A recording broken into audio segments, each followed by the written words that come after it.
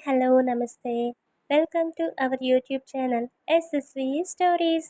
ఈరోజు మనం చెప్పుకోబోతున్న కథ పల్లెటూరి అమ్మాయి పట్నం అబ్బాయి పార్ట్ 130. మనం కథలోకి వెళ్ళడానికంటే ముందుగా మీరందరూ మన ఛానల్ని ఫస్ట్ టైం చూస్తున్నట్టయితే మన ఛానల్ని వెంటనే సబ్స్క్రైబ్ చేసుకోండి. పక్కనే ఉన్న గంట సింబల్ని నొక్కండి.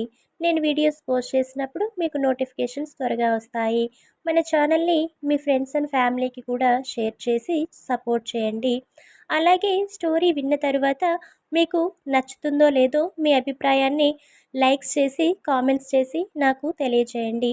ఓకే, ఇక ఏమాత్రం ఆలస్యం చేయకుండా కథలోకి వెళ్ళిపోదాం. ఆమె మాటలకి చాలా చిరాగ్గా మొహం పెట్టి, అన్నీ చెప్తేనే చేస్తావా ఏంటి మెంటల్ దానా? ఆ కవర్ తెచ్చింది నీకోసమే. ఆ కవర్ ఎక్కడుందో తీసి ఒకసారి ఓపెన్ చేసి చూడు అని చెప్తాడు విహాన్.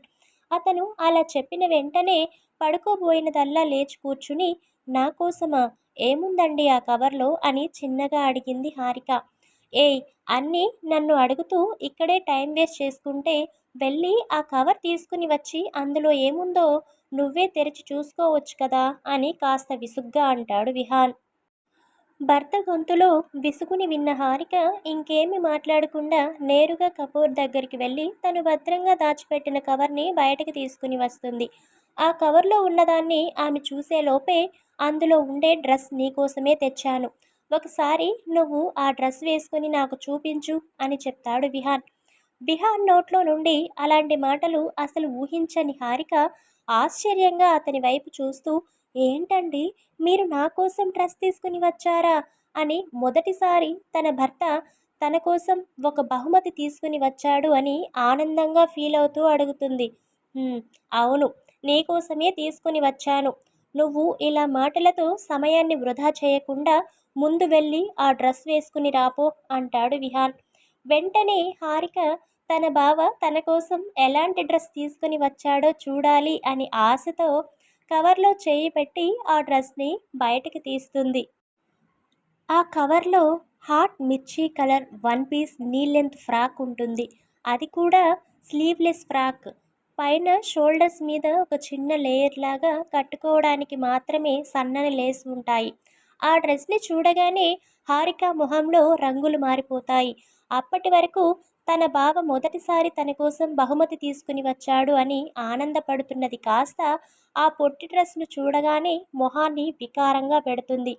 కవర్లో నుండి డ్రెస్ బయటకు తీసిన ఆమె అక్కడ నుండి కదలకుండా చేతిలో డ్రెస్ పెట్టుకుని తదేకంగా దాని వైపే చూస్తూ ఉండడం గమనించిన విహాన్, ఏయ్, ఎంతసేపు దాన్ని పట్టుకుని అలానే చూస్తూ ఉంటావు? వెళ్ళి నువ్వు కట్టుకున్న చీరని మార్చుకుని ఈ డ్రెస్ వేసుకుని రమ్మని ఎన్నిసార్లు చెప్పాలి నీకు అంటాడు విహాన్.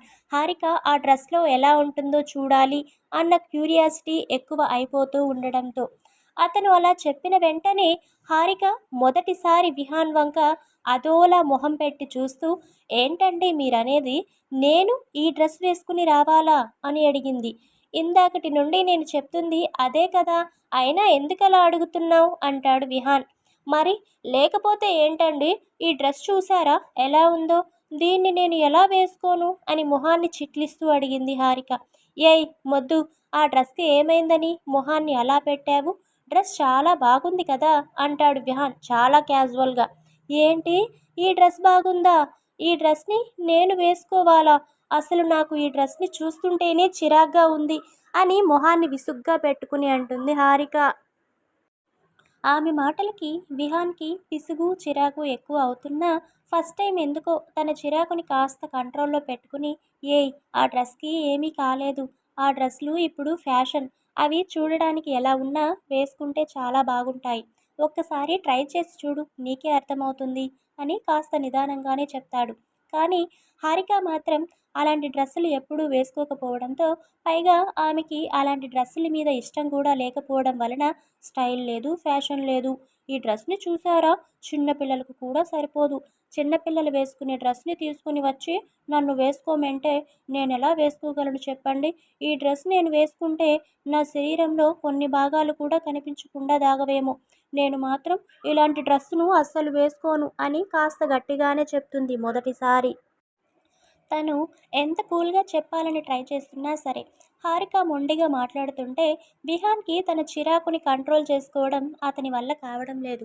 ఏయ్, పల్లెటూరు మొద్దు, ఇదేమీ చిన్నపిల్లలు వేసుకునే డ్రెస్ కాదు.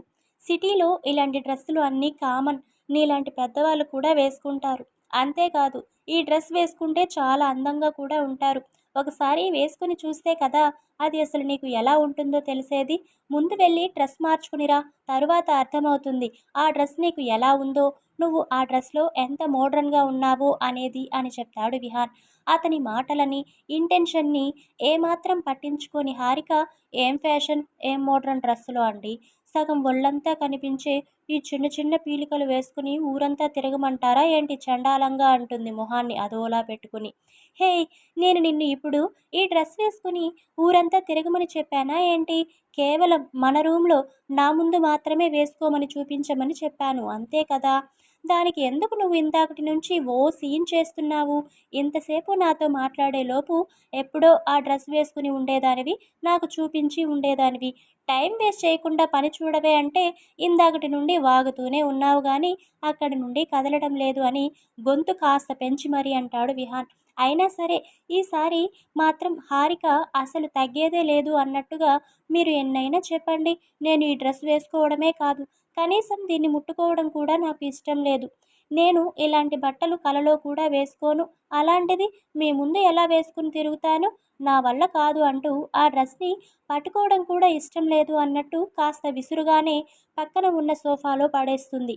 మొదటిసారి తను చాలా తగ్గి ఆమె కోసం తనే స్వయంగా షాపింగ్ మాల్కి వెళ్ళి మరీ ఆ డ్రెస్ని సెలెక్ట్ చేసి తీసుకుని వస్తే ఆమె ఆ డ్రెస్ని వేసుకోకపోగా చాలా చీప్గా చూస్తూ తనంటే అసలు లెక్కలేదు అన్నట్టుగా ఆ డ్రెస్ని విసిరి కొట్టడం చూసిన విహాన్లో మెయిలిగో నిద్రలేచింది.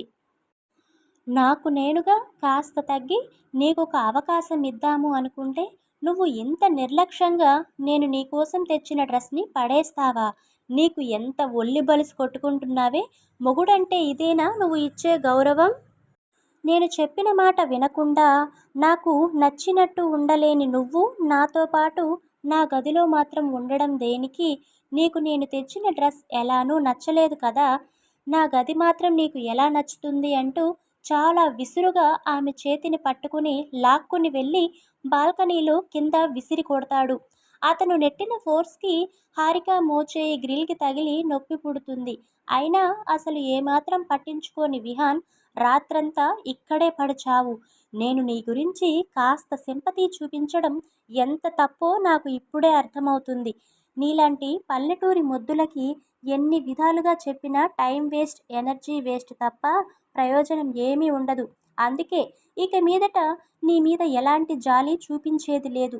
నువ్వు నాకే ఎదురు చెప్పి నేను ఇచ్చిన బహుమతిని కాదంటావా అని కోపంగా పళ్ళు కొరుకుతూ బాల్కనీ డోర్ క్లోజ్ చేసేసి వెళ్ళి బెడ్ మీద పడుకుని లైట్స్ ఆఫ్ చేసేస్తాడు విహాన్.